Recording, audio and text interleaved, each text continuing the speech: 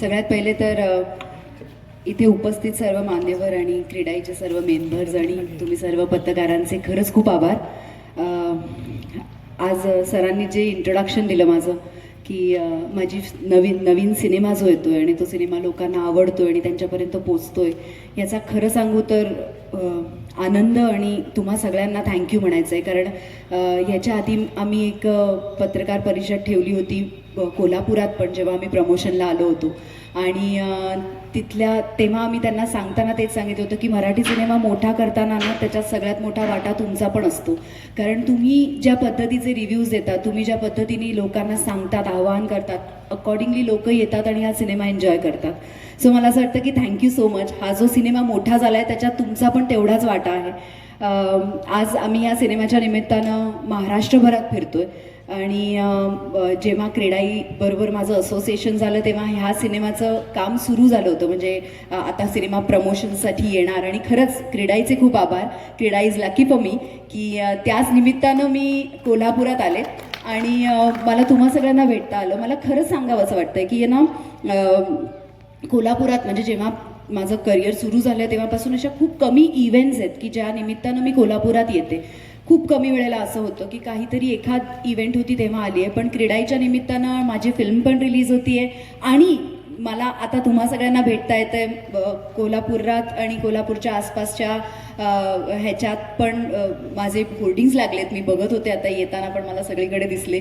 तर ज्या पद्धतीने मला रिस्पॉन्स मिळतोय, माझ्या सिनेमाला रिस्पॉन्स मिळतोय आणि तुमच्याकडनं जे प्रेम मिळतं ते खूप जास्त आहे. So thank you so much CREDAI. क्रीडाईबद्दल सांगायचं झालं तर मला एवढ्या टेक्निकल गोष्टी आणि एवढ्या या सगळ्या गोष्टी कळत नाही, पण मला फक्त एवढं कळतं की मी आत्ता ज्या एज ग्रुपमध्ये आहे ना, एक काळ असतो आपला की जिथपर्यंत करिअरमध्ये काहीतरी करायचं असतं, मोठं व्हायचं असतं आणि तो काळ संपल्यानंतर मला आता स्वतःसाठी जगायचं असतं. तेव्हा सगळ्यात पहिली इच्छा असते की एक घर घ्यावं, स्वतःच्या नावावरचं हक्काचं घर.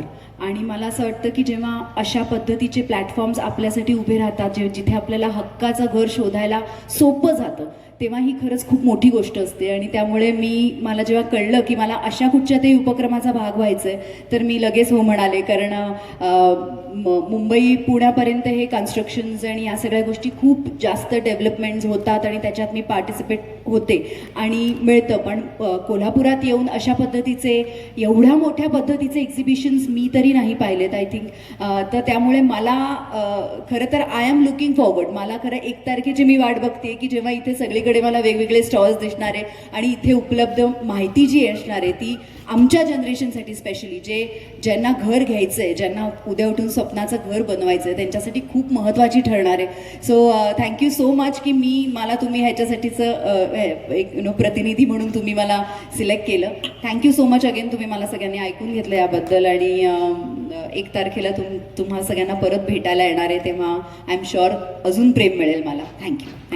पूर्वी ब्लड प्रेशर, मधुमेह, बायपास झालेले अथवा सांगितलेले, तसेच दम लागणे, छातीत दुखणे, पायावर सूज अशी लक्षणे असणाऱ्या रुग्णांवर खात्रीशीर उपचार करणारे, सोबतच मेडिकल इन्शुरन्सचा लाभ देणारे NABH नामांकन प्राप्त कोल्हापुरातील पहिले आयुर्वेदिक हॉस्पिटल डॉक्टर विजय बांगर यांचे माधवबाग, ताराबाई पार्क, कोल्हापूर. संपर्क 80 55 84 67 77.